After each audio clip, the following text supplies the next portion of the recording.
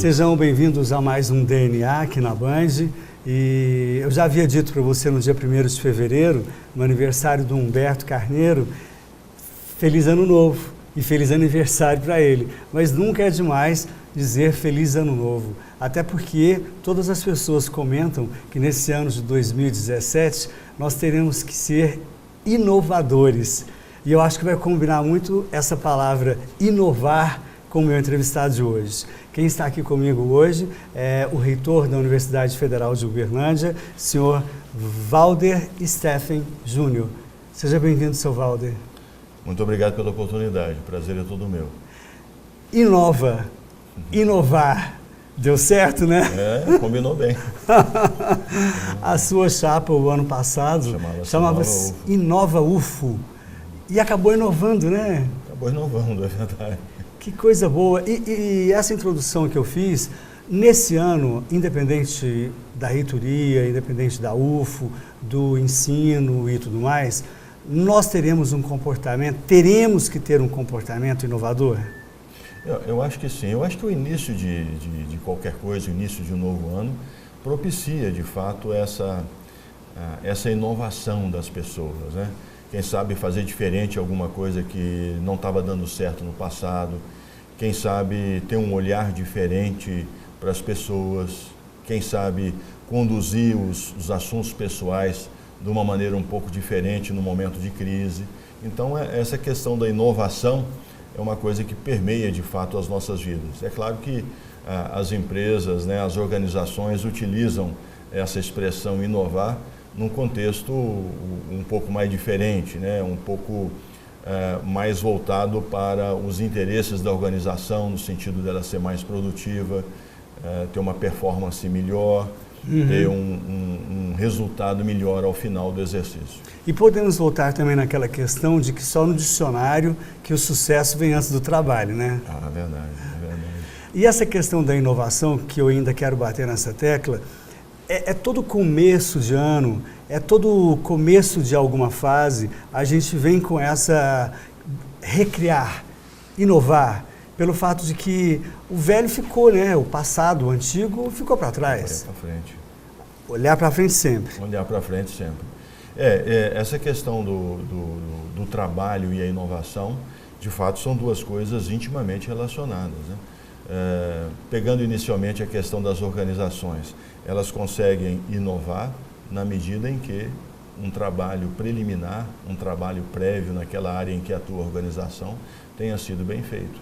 Senão, a questão da inovação, ela fica comprometida. No dia 27 de dezembro, o ministro José Mendonça Bezerra Filho o empossou reitor. Sim. E o senhor recebeu o processo de transição no dia 4 de janeiro agora, né? Agora, no 4 de janeiro, a gente foi uma sessão solene do Conselho Universitário, em que nós entramos em exercício. Correto. Então, a nomeação ocorreu em Brasília e agora, a partir de ontem à noite, nós estamos entrando no exercício da reitoria.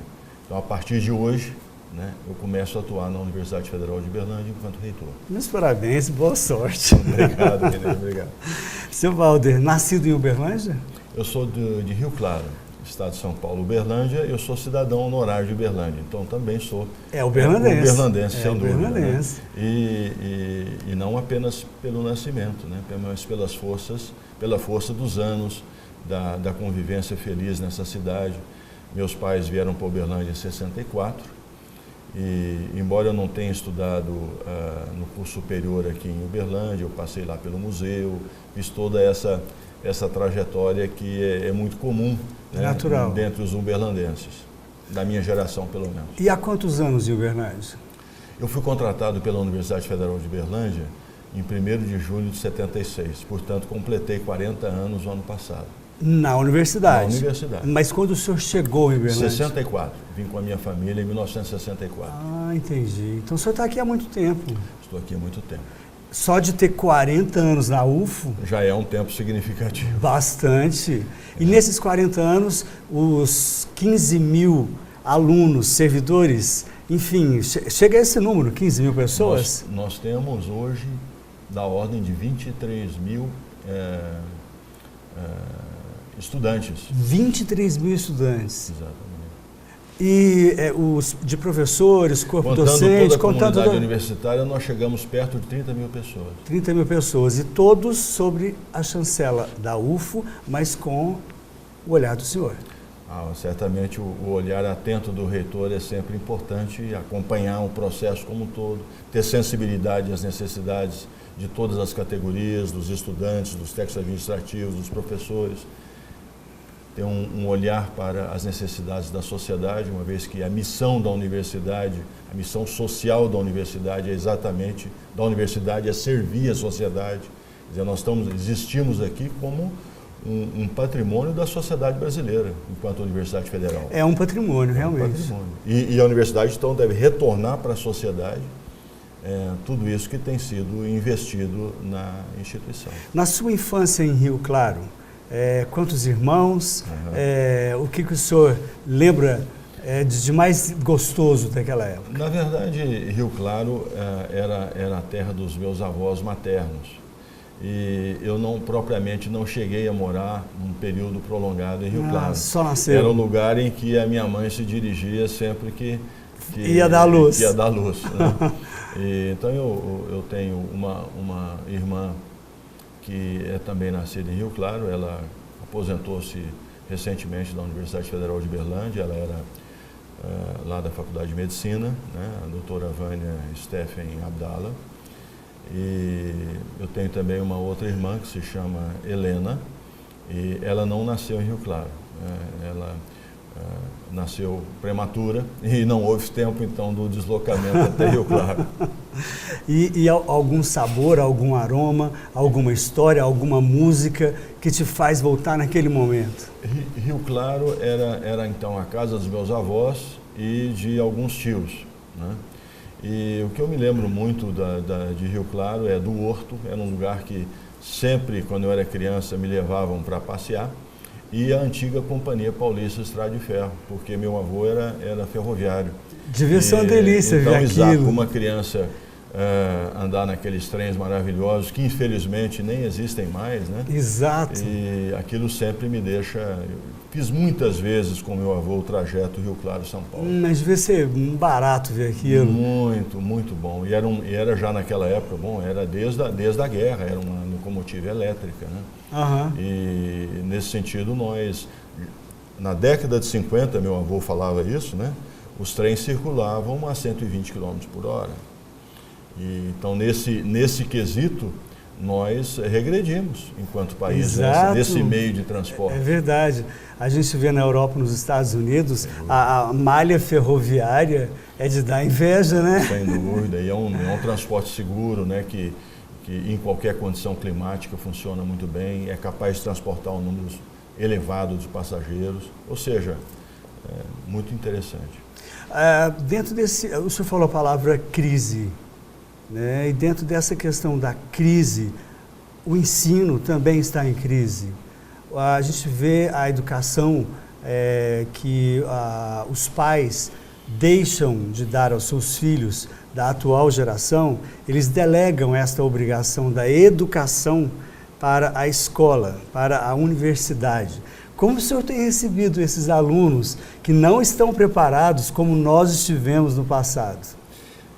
Eu sou daqueles que acreditam que o papel da família é fundamental. Naquela educação, exatamente, especialmente nos anos iniciais, né? Da criança, depois do adolescente e quem sabe um pouco até do jovem, é indispensável para a formação, para o equilíbrio, né? Dos jovens, dos adultos, né? E às vezes acontece mesmo, né? Na universidade a gente nota que nem todos tiveram esse berço, esse privilégio, né? Um privilégio. Esse privilégio. E a universidade está aí para cumprir o seu papel, né? De fornecer, além da capacitação própria da formação escolhida pelo estudante, ela tem também o papel de formar cidadãos, né? Que sejam responsáveis, que tenham um olhar para o outro, que entendam o seu papel na sociedade, que estejam dispostos mais a contribuir do que a receber. E eu acho que às vezes esses aspectos são carentes, né, numa sociedade como a nossa.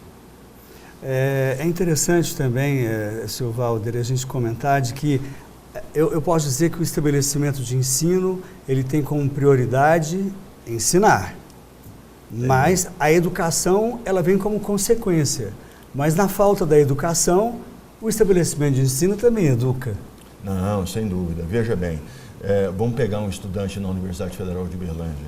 Ele tem um período que ele está na sala de aula, né, em que ele vai receber provavelmente uma educação formal.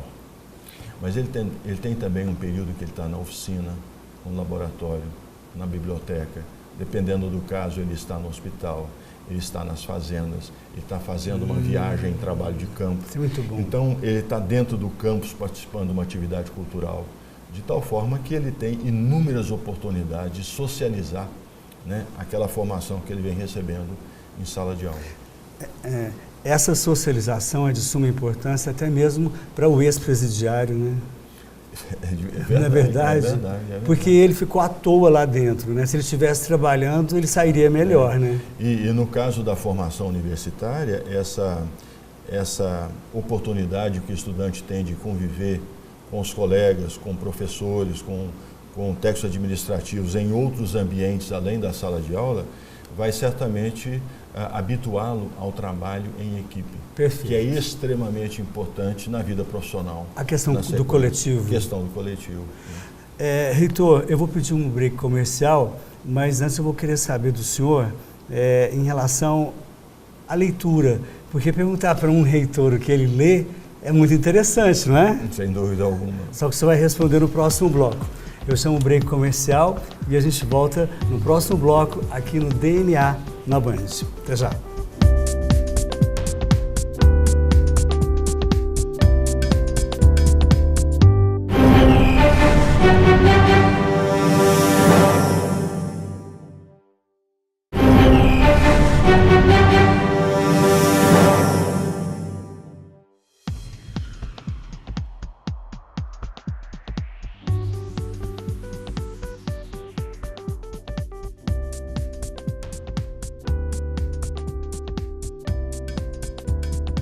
De volta com você aqui no DNA da Band. Muito obrigado pela audiência, você de Uberlândia e de todas as cidades aonde chega o nosso sinal. Aqui no rodapé do vídeo, o nosso contato para você conversar conosco, porque é muito importante essa interação com o telespectador. E quanto ao mercado, também seja bem-vindo a sua empresa, o seu produto aqui no nosso programa. Quero saber do seu livro. Tem um livro de cabeceira ou um livro aquele que é uma pérola? Que quando a gente era criança, era o Pequeno Príncipe. Depois a gente cresceu, ficou o Alquimista do Paulo Coelho, né? Hoje em dia tem algum ou não?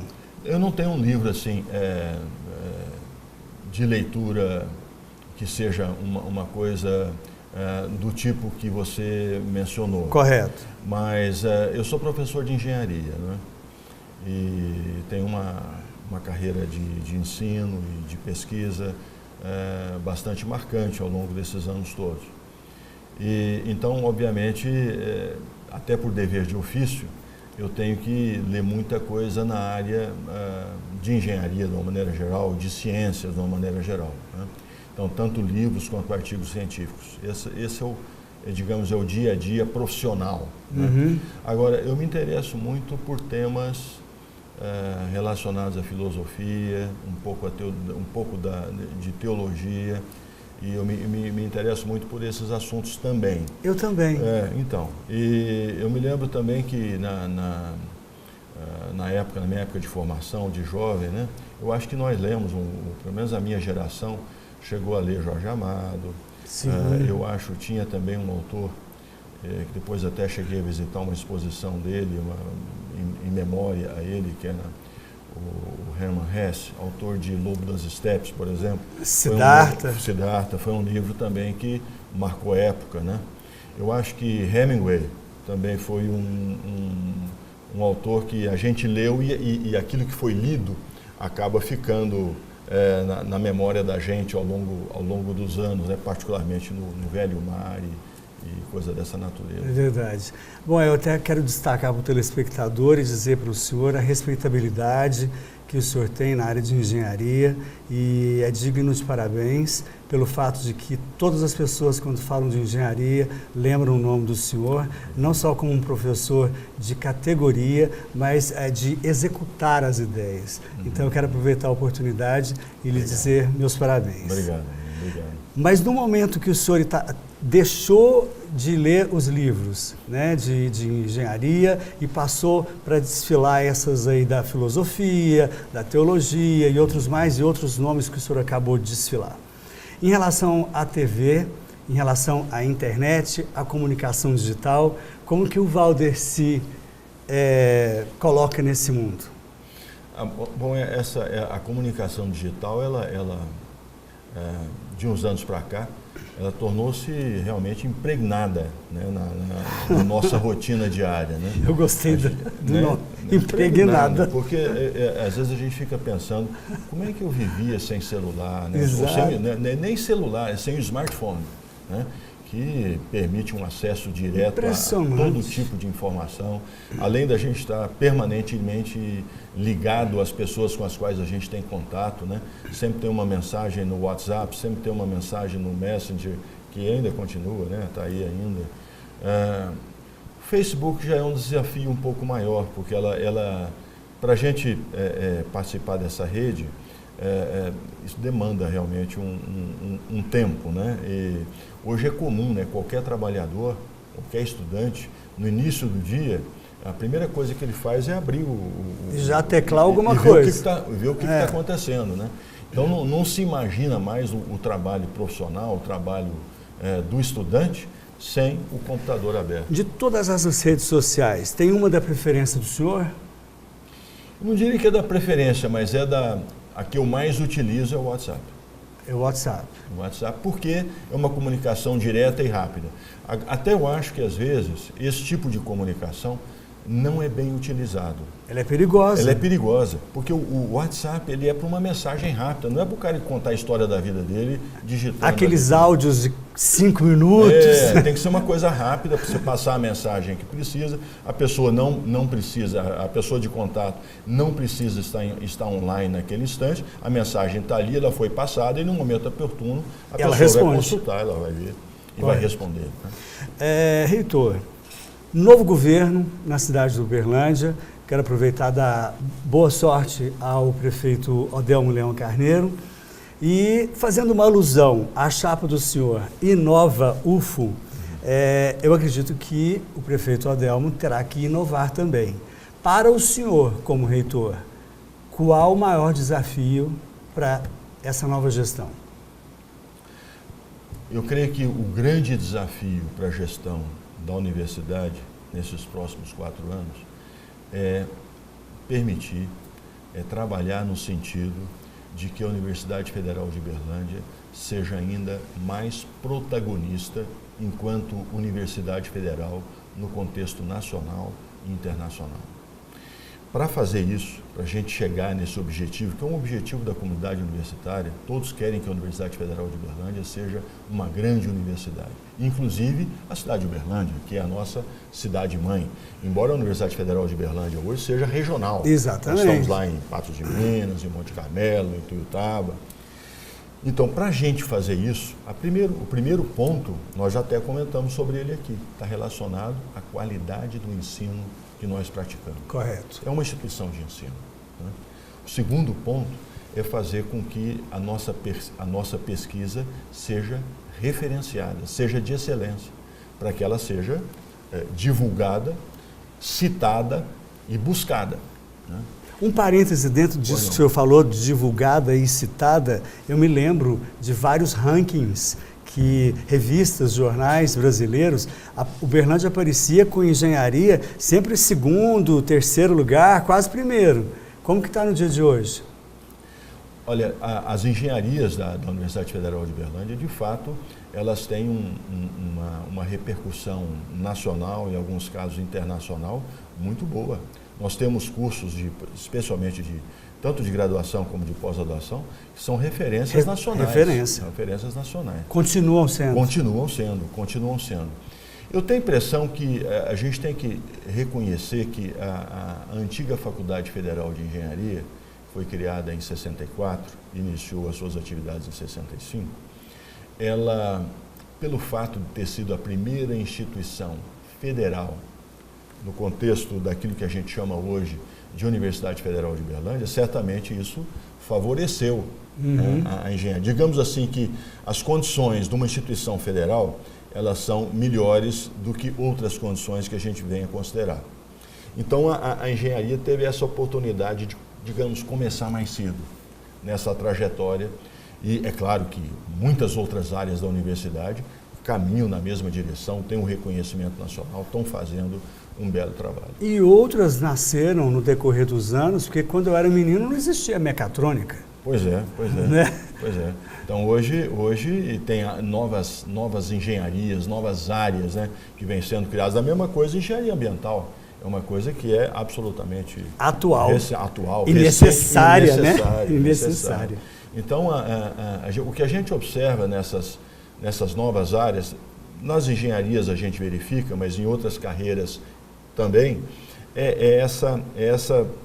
esse objetivo de a gente ter um profissional capaz de atuar de uma maneira mais ampla e em áreas que não vinham recebendo talvez aquela atenção necessária e que agora, em função exatamente da inovação, né, acabam exigindo do profissional esse tipo de formação. Esse trabalho de reitor exige do senhor viajar muito, não só Patos de Minas e outras cidades, mas em Brasília para conversar com o ministro da Educação e outras viagens mais. Dentro dessas viagens, o senhor deve captar informações que o senhor não foi buscá-las, mas o senhor acabou sendo presenteado. Olha, às vezes a gente observa nesse trabalho administrativo, às vezes é marcada uma reunião numa data até meio inoportuna e a gente observa o seguinte: se a gente for a essa reunião e deixar os demais compromissos, às vezes a reunião, ela em si, ela não vai trazer um grande acréscimo. Agora, não ir trará um grande prejuízo. Com certeza. Sabe, as pessoas têm que ser vistas para serem lembradas. Isso é uma sabedoria popular, mas ela se aplica na gestão universitária, ela se aplica na gestão empresarial e ela se aplica, inclusive, é claro, no relacionamento entre as pessoas. Mas eu não vejo nenhuma sabedoria popular que seja contestada, porque elas são tão óbvias e certeiras. Óbvias, né? Elas são experiência de vida. Exato. Né? E essa aí é uma delas, é fato. É uma delas. Então, de fato, o reitor, os pró-reitores da universidade, eles são levados a muitas viagens mesmo, né? Periodicamente a gente tem que estar em Brasília, nem sempre com o ministro, mas com autoridades do MEC, autoridades do Ministério da Saúde, lembrando que nós temos aqui, né, o nosso grande hospital-escola da universidade. Então são interlocutores extremamente importantes para a universidade. E essas viagens, elas têm também a finalidade de captar oportunidades, mesmo no momento de crise, de dificuldade. Então a gente está sempre atento, né, a essa interlocução para que oportunidades sejam percebidas e capitalizadas. O nosso tempo terminando, mas antes de terminar, eu quero dar boa sorte ao senhor. Muito obrigado. E que, sobretudo, a saúde de Uberlândia saia da UTI. Sem dúvida, sem dúvida. Vamos trabalhar para isso. Vá para o quarto e depois do quarto saia do hospital. Fique bem, né? Fique bem. E para isso, certamente, você mencionou a cidade de Uberlândia, a nova gestão na cidade de Uberlândia.